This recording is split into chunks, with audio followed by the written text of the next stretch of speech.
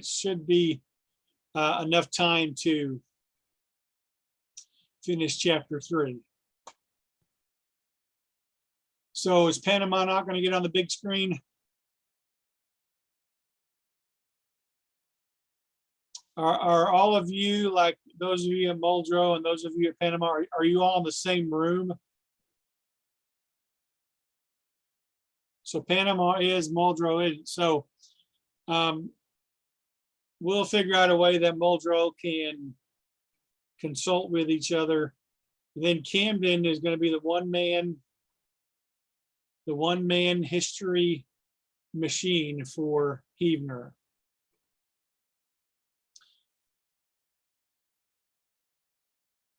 All right, chapter 3, we're going to talk about all the different powers, but we're not going to talk about Powers Booth. You know who he is?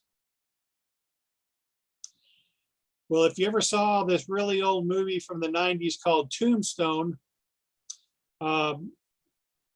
considered one of the best modern Westerns about Tombstone, Arizona, Powers Booth. Who buzzed me? Powers Booth was the actor who played Curly Bill Brocious, who got blown away by Wyatt Earp in The Little River. But anyway, we're not talking about Powers Booth. We're talking about powers granted by the Constitution to the national government, state governments, and local governments, but also powers denied, but not Powers Booth. Okay.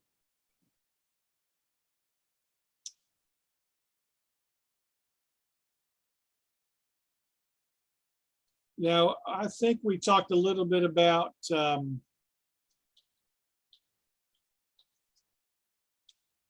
expressed powers.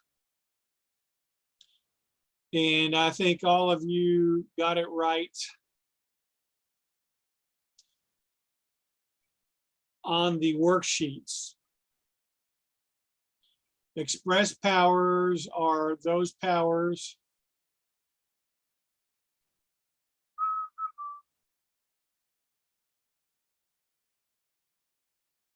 I can't get my big screen back. Oh, here we go. Express powers are the ones that are clearly spelled out in the Constitution. I told you there were 17 that applied to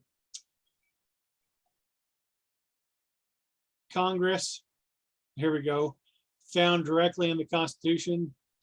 27 total. So that would probably be the other 10 are given to the president. Found in Article 1, Section 18, deal with things like taxing and making money, declaring war, and things like that.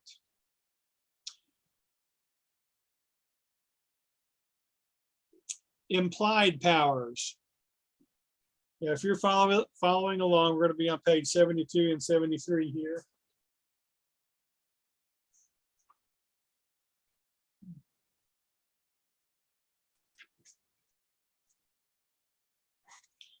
These are powers that are not clearly stated in the Constitution, but they're implied, that is, they're suggested. So an example would be,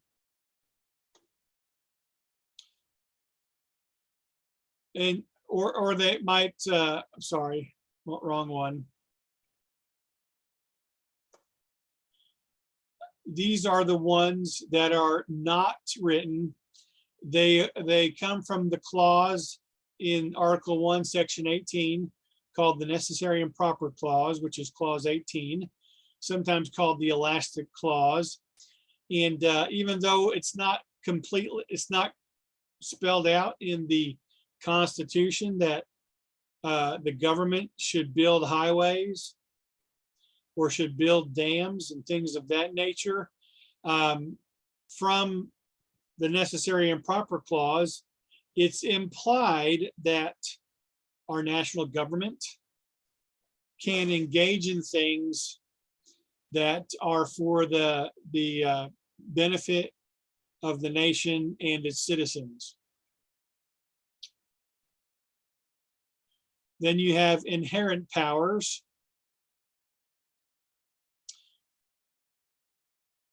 And this one is one that is on the slide.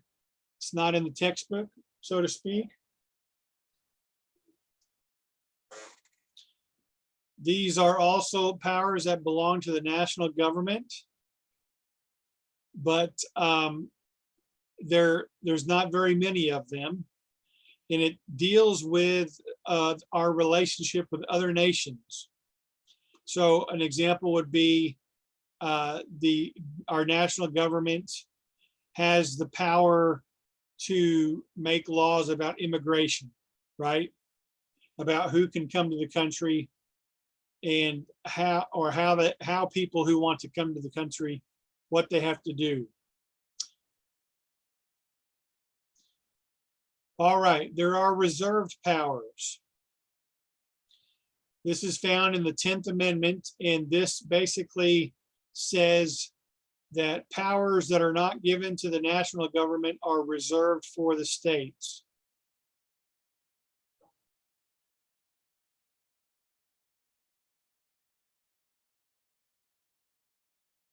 We're talking about things like laws that have to do with, let's just talk about Oklahoma. Laws that only apply to Oklahoma citizens.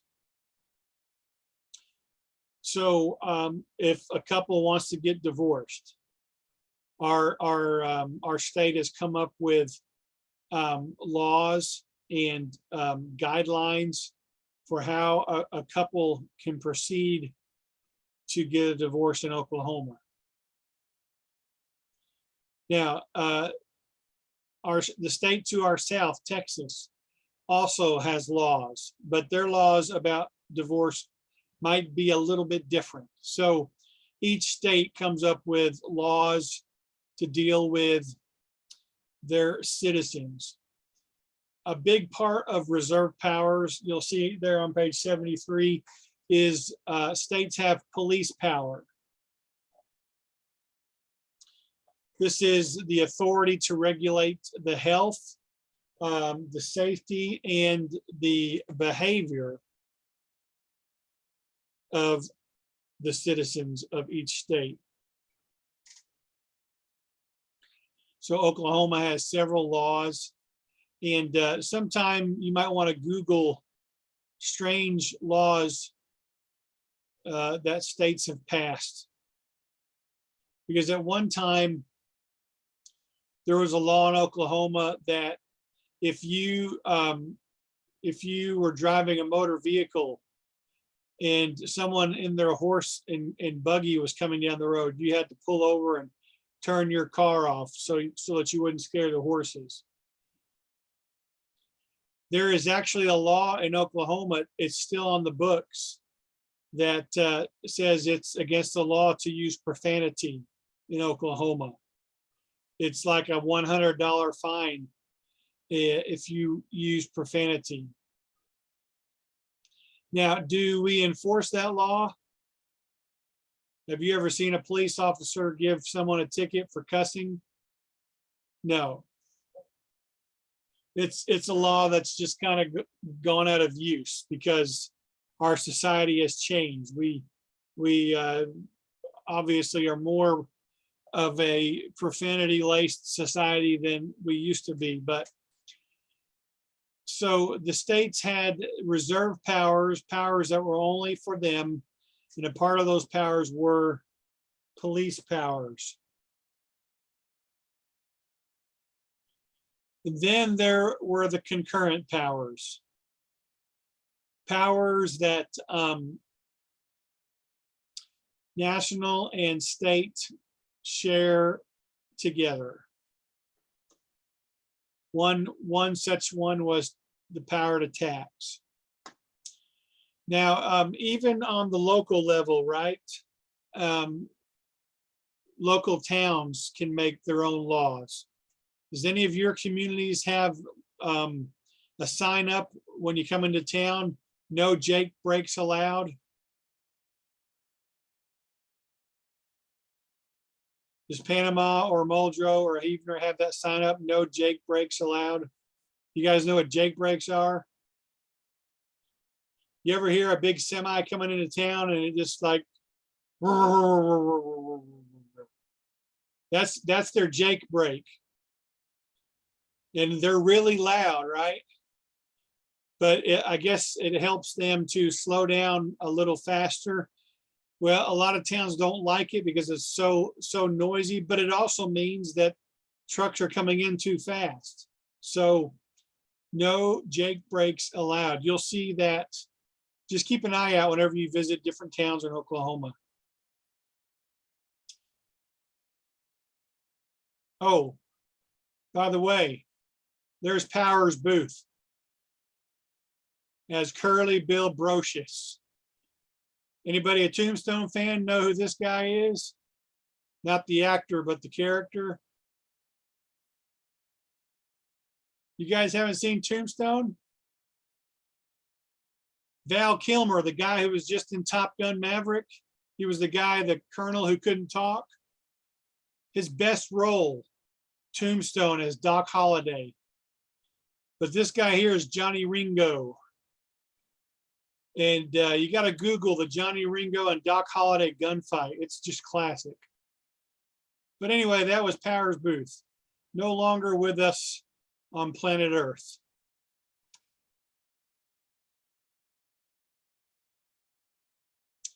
All right, we're going to pass a lot of slides here because we just covered all this.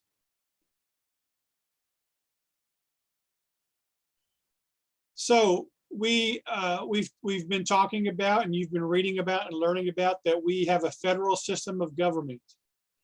And a federal system is a system with a constitution that separates powers, and it sets up a government where the national central government cannot dominate and become like England. So here's how powers are denied to the national government. 3 different ways. Some powers are expressly denied. So just as there are powers, just as there are express powers that tell what the national government can do, if it's not clearly spelled out or if it is clearly spelled out, then it is that they cannot do it, then it's expressly denied. Some powers are denied because they're simply not mentioned. They're silent on the issue. A couple of years ago, our government was arguing and debating about health care for everybody, right? Obamacare. And Democrats wanted Obamacare because they wanted everybody in the United States to be able to have health care. And which clause do you think they used to justify it?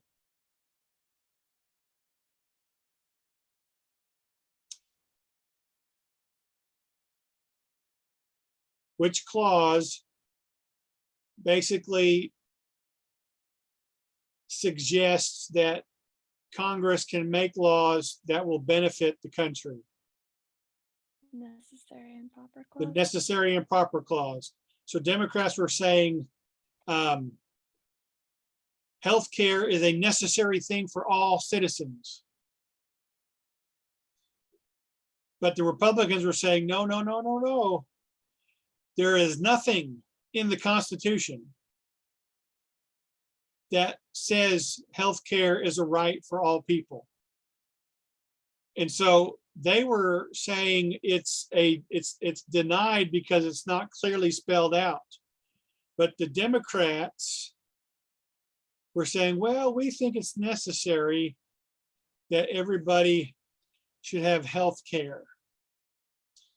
So what, what do you think about that? Just, you don't have to answer, but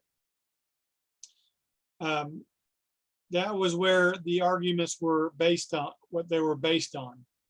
And then a third way that powers are denied to the national government is that the Constitution does not intend for the national government to carry out those functions.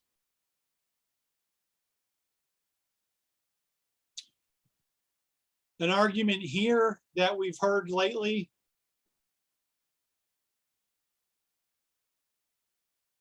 is abortion. Now, before 1973, when your wonderful instructor was just a lad toddler about 1 to 2 years old, before 73, when abortion became legal, it was a state issue, right? Each state decided if they would allow abortions. In 73, the Supreme Court, Roe versus Wade, said it's a right for women. And if a state outlawed abortion with Roe versus Wade, all states had to allow it. So what happened this year, right? You guys are living in a historic time. I never thought Roe versus Wade would be overturned, but it got overturned, right? Now, a lot of Democrats like to stir up anger and, oh, women don't have rights anymore. But what happened was it just went back to the states. So there are states where women can still get abortions. There are states like our state where it's outlawed, except for, I think, rape or incest. There's even some people in our government who want to outlaw it completely, even for that. But here is an example of where what we're saying is the national government, the federal system never intended for the national government to carry out that kind of function. And I believe that abortion would fall underneath that, right? Because that would fall under health, and that would be a police power of the state. Are you with me? Are you catching my vibe? Okay. Powers, Booth, and Ringo want to know, are you with us? Okay.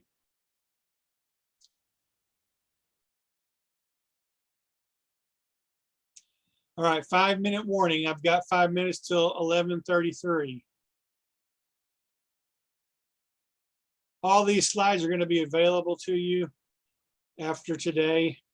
And oh, by the way, I finally got caught up. I've got all the videos that all the classes we've had, and I've got chapter 1 and 2 slides up in the Start Working folder. So the states, the 10th Amendment declares that the states are governments and they have their own powers, reserved powers. The powers that the states have, the national government does not have. But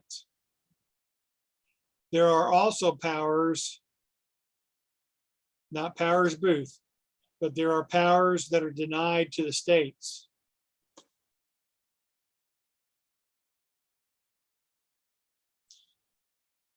Just as there are powers denied to local governments.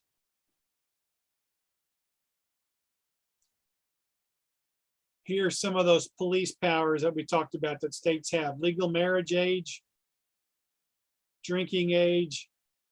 If you want to become like an electrician, you have to get a professional license to be an electrician. And I don't know what the age is or what the procedures are in that, but it could differ from state to state. Let me give you an example. My wife, who is now a teacher also at Carr Albert, she's a tutor. She's a math tutor. If you ever need math tutoring, she's on campus. She's my beautiful valedictorian all-state prom queen wife. And I know I don't look like a catch, but she caught me and she's lucky, right? But anyway, Mrs. Bings, but she started out as a physical therapist. Anybody want to be that? Anybody wanting to be a therapist? Okay, so she was a therapist for 28 years. And every year she had to pay around $300. And she had to take 20 hours of continuing education to keep her license up in Oklahoma. Now, over in Arkansas, I don't know what they had to pay, but they didn't have to take as much continuing ed. Oklahoma was the most, Oklahoma had the strictest requirements to maintain your physical therapy license. So that differs from state to state. And I was not lying. My wife was valedictorian. She was prom queen, and she was an all-state basketball player. I'll find a pic of her sometime for you.